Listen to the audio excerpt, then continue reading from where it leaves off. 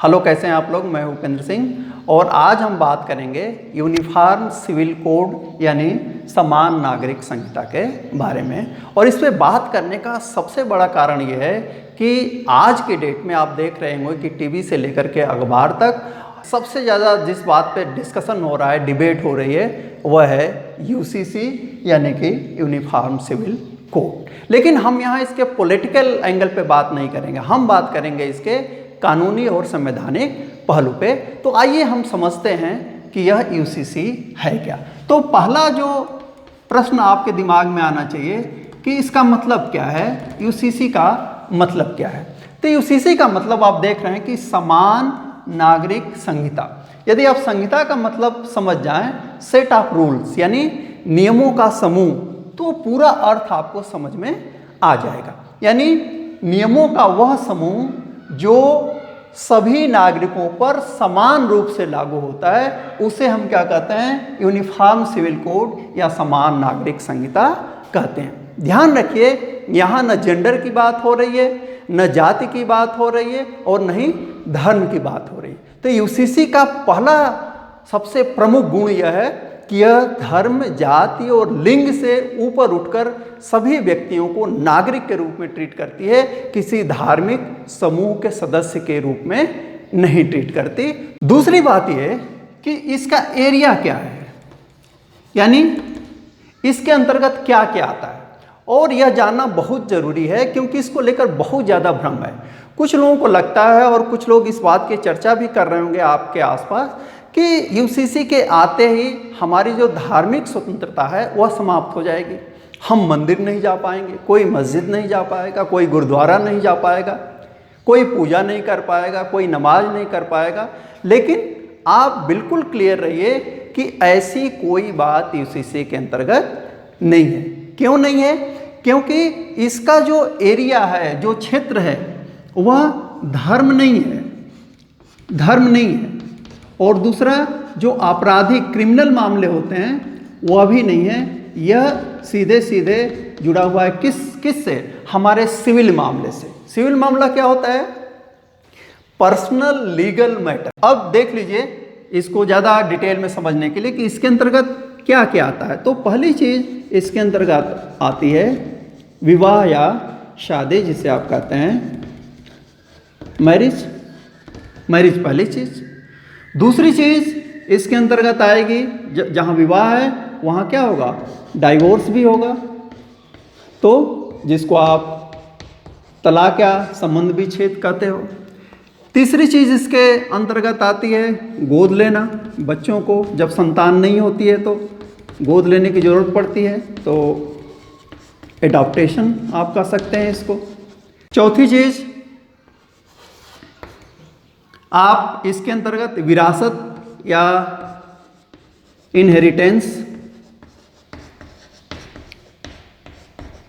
और जब डाइवोर्स होता है तो एक मसला उठता है, वह है भरण पोषण का, भरण पोषण जिसको कहते हैं मेंटेनेंस।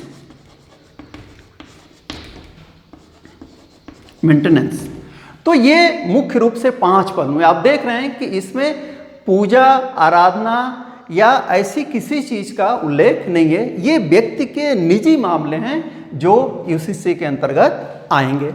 तो ये बिल्कुल आप क्लियर हो जाइए। तीसरी चीज़, ये प्रश्न उठ रहा है कि क्या यह कॉन्स्टिट्यूशनल है, संवैधानिक है? तो मेरा आंसर है हाँ। और जब मैं कह रहा हूँ कि संवैधानिक है तो उसका कारण क्या है? उसका कारण ये है कि यह आर्टिकल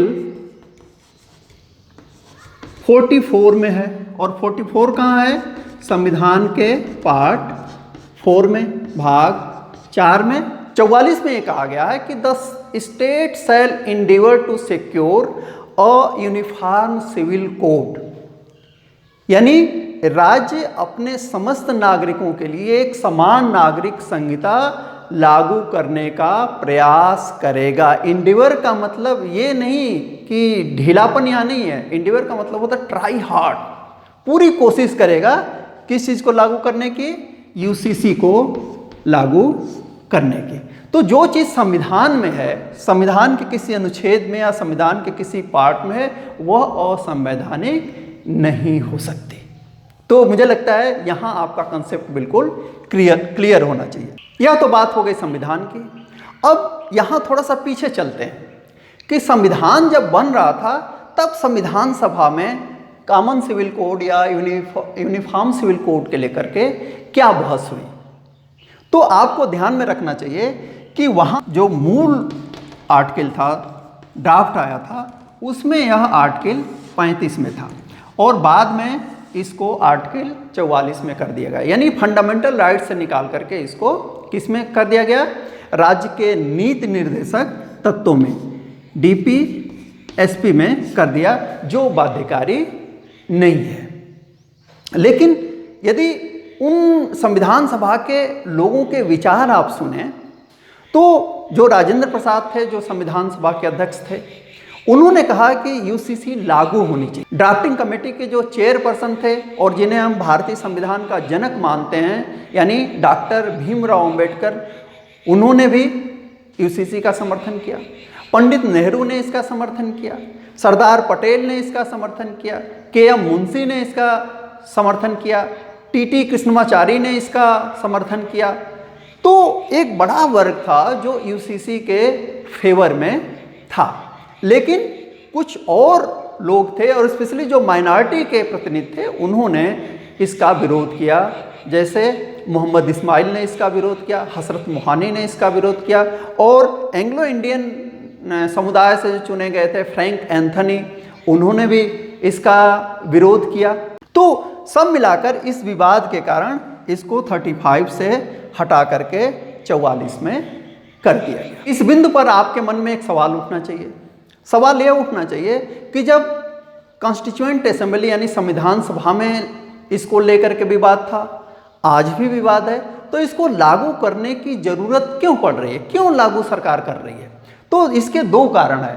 पहली बात तो ये कि ये आर्टिकल 44 में है और नीति निर्देशक तत्वों को भी लागू करना है।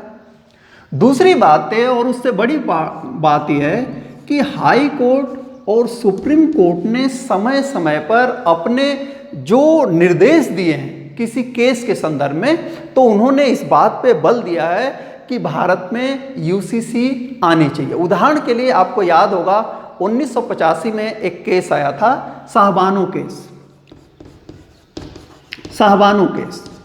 1985 में। इसमें कोर्ट ने, सुप्रीम कोर्ट ने कहा, बल्कि रिग्रेट व्यक्त किया कि यह मैटर ऑफ रिग्रेट है कि कॉमन सिविल कोड का जो प्रावधान आर्टिकल 44 में है वह अब भी डेड लेटर के रूप में पड़ा हुआ है, मृतप्राय शब्दों के रूप में पड़ा हुआ है, और न तो सरकार और न ही कोई कम्युनिटी इसको लागू करने की कोशिश कर रही है। कोई कम्युनिटी मांग नहीं कर रही है और कोई सरकार इसको लागू करने की कोशिश नहीं कर रही है। और कोर्ट ने ये कहा कि यह देश के हित में है कि एक UCC लाई जाए पूरे देश के लिए। इसी तरीके से सरला मुदगल एक केस हुआ 1995 में, इसमें भी इसको इस UCC की बात की गई। तीसरा केस जो लिली थॉमस का था 2000 में, इसमें भी एक इसकी चर्चा हुई। और सबसे जो रिसेंट का है और जिसमें दिल्ली के हाई कोर्ट ने जजमेंट दिया है, निर्देश दिया है एक प्रकार से कहिए, 7 जुलाई 2021 को दिल्ली हाई कोर्ट ने कहा, एक राजस्थान का मैटर गया सत्यप्रकाश मीणा वर्सेस अलका मीणा का केस जो तलाक से जुड़ा हुआ है, उसमें उन्होंने कहा कि नहीं, सरकार को एक ठोस कदम उठाना चाहिए UCC को लागू करने के लिए, क्योंकि अलग अलग कम्युनिटी, हिंदुओं में भी अनेक कम्युनिटी है और दूसरे जो रिलीजियस ग्रुप हैं, इनमें विवाह, तलाक, उत्तराधिकार, विरासत, भरण पोषण को लेकर के अलग अलग कानून है। इससे संभव नहीं है और उसी के आधार पे अब सरकार इसको लागू करने की प्रयास कर रही है। अब इसके साथ एक और बहुत ही रिलेवेंट क्वेश्चन दिमाग में आना चाहिए, और यह क्वेश्चन क्या होना चाहिए कि आखिर हाई कोर्ट, सुप्रीम कोर्ट और अब सरकार और समाज का एक बड़ा तबका यूसीसी की मांग क्यों कर रहा है? तो इसके कुछ फायदे होने चाहिए। तो फायदों में जो पहली चीज कही गई है वह यह कही गई है कि यह जेंडर इक्वलिटी का प्रश्न है। जेंडर इक्वलिटी यानी स्त्री पुरुष समानता की बात। यदि यूसीसी आ गई तो जो अलग अलग समुदायों में, धर्मों में, अलग अलग धर्मों के पर्सनल लॉ में स्त्री और पुरुष के अधिकारों को लेकर के अलग अलग बात की गई है, वह एक समान हो जाएगी। जो अधिकार हिंदू कम्युनिटी में मिलेगा वही मुस्लिम कम्युनिटी में, और जो हिंदू और मुस्लिम में मिलेगा वही क्रिश्चियनिटी और बुद्ध और सिख दूसरी अन्य कम्युनिटीज में भी। दूसरी बात यह कि नेशनल यूनिटी,